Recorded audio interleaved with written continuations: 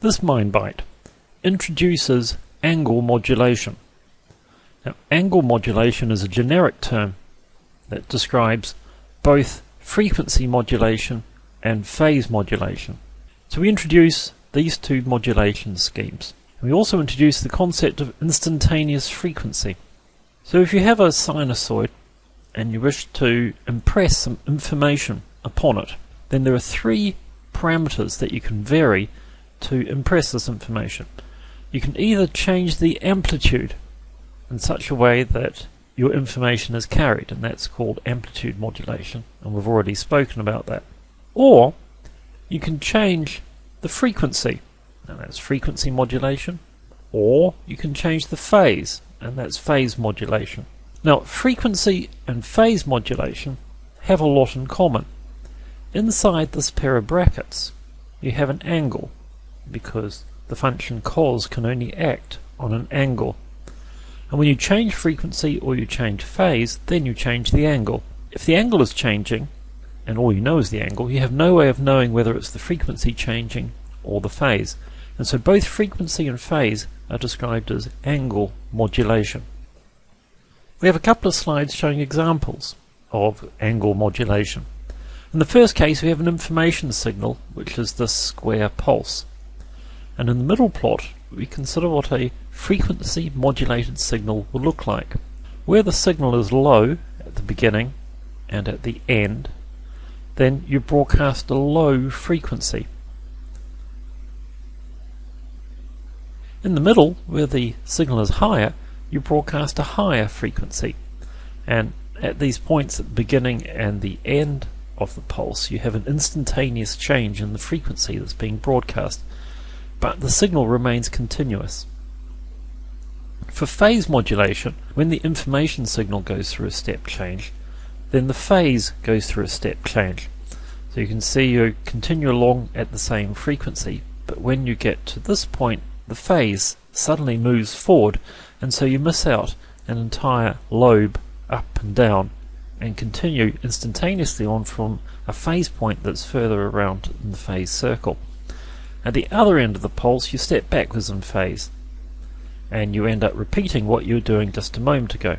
So for phase modulation you appear to be broadcasting the same frequency all the time, you just have these step changes in phase. While for frequency modulation you have a step change in frequency at the beginning and end of the pulse, but the phase is continuous. Both frequency and phase modulation both broadcast at the maximum amplitude the whole time, and that's one of the major advantages of angle modulation. For amplitude modulation, where the message signal is low, as it often is, then the signal to noise ratio is low, because the amplitude of your modulated signal is quite small relative to the noise. But for angle modulation, because you're always broadcasting the biggest amplitude that you can, you always have the highest signal to noise ratio that you can achieve. So this is an example where the information now goes through a smooth oscillation. In this case, the frequency also changes smoothly from a low frequency to a high frequency where the information signal is high, and back down to a low frequency again. For the phase modulation, there's no longer a step change in the phase, as the phase moves in a smooth way from low to high, back to low again. But notice that where the information signal is rising in a linear way along here, then your phase modulation broadcasts at a near constant high frequency. But where the information signal has a gradient which is negative, i.e. it's going down linearly, then you broadcast at a near constant low frequency. Where the information signal has a zero gradient, then you broadcast at the carrier frequency. So these plots give us a clue that the phase modulation, the frequency that you broadcast, is related to the gradient of your information signal. So there's going to be some calculus involved here somewhere. Now we look at the concept of instantaneous frequency. It's a bit of a strange idea. Normally you need a whole period before you can say what frequency of oscillation is present. Just looking at a tiny part of a signal generally won't tell you what frequency is there. However, in this situation, we know we have an angle that's given by our carrier frequency times time plus this phase.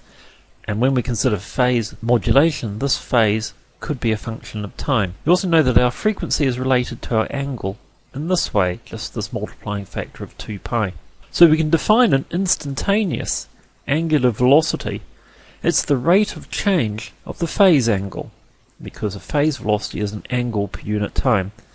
So the rate of change is given by this derivative of our phase angle, and you see the derivative of our first term. We have our carrier angular velocity times time, which is just a constant times time. You differentiate that with respect to time, you just get the constant. If you differentiate your phase with respect to time, then you get this term here. So our instantaneous angular velocity is our carrier angular velocity plus some variation due to the phase phi. Now, what's of interest is the range, delta Fi, the range of frequencies in our signal, which is given by the range of our instantaneous frequencies. So here's a plot of a angle modulated signal, and we've plotted the instantaneous frequency as a function of time. Now it will wiggle around the carrier frequency, and it'll have some maximum deviation, both sides, both above the carrier frequency and below, and that range of frequencies must be dedicated to this particular modulated signal. If anybody else uses that range of frequencies, then the two communications will interfere, and possibly neither of them will get the information that they want. So this is a way of defining the bandwidth of an angle modulated signal. Now we need to work out how we change the phase phi to implement phase modulation or frequency modulation. Now where phi is a constant, then our phase angle grows linearly like this, where when time's equal to 0, you see if we put a 0 in this term, then the phase angle is equal to phi, and it grows linearly over time with a slope given by the carrier angular velocity. So the slope of this curve is the angular frequency. For phase modulation, we want to replace this phase component by a term that has a constant of proportionality, which is our phase modulation factor, times our message signal.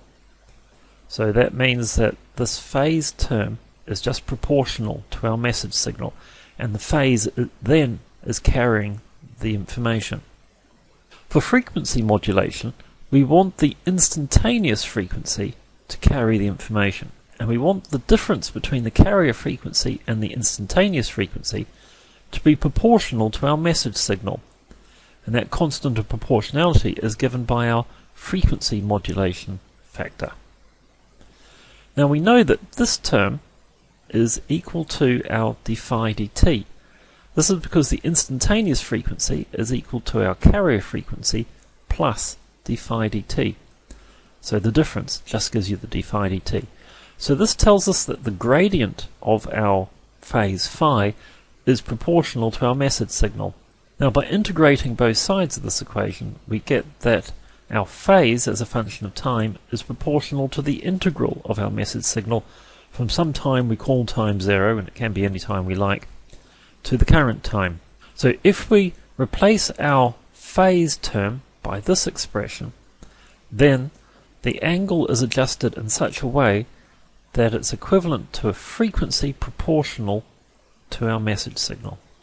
So in summary, frequency and phase modulation are both variants of angle modulation because they both can be written in terms of adjusting the phase component of the angle of our carrier wave. We've got this concept of instantaneous frequency, which can be defined at any moment in time, and the range of the instantaneous frequency gives us the bandwidth of our signal. One of the big advantages of angle modulation is that the amplitude is always at its maximum, unlike amplitude modulation where the amplitude is often quite small. And for this reason, phase and frequency modulation provide higher signal to noise on average than amplitude modulation, and so it gives you better signal fidelity.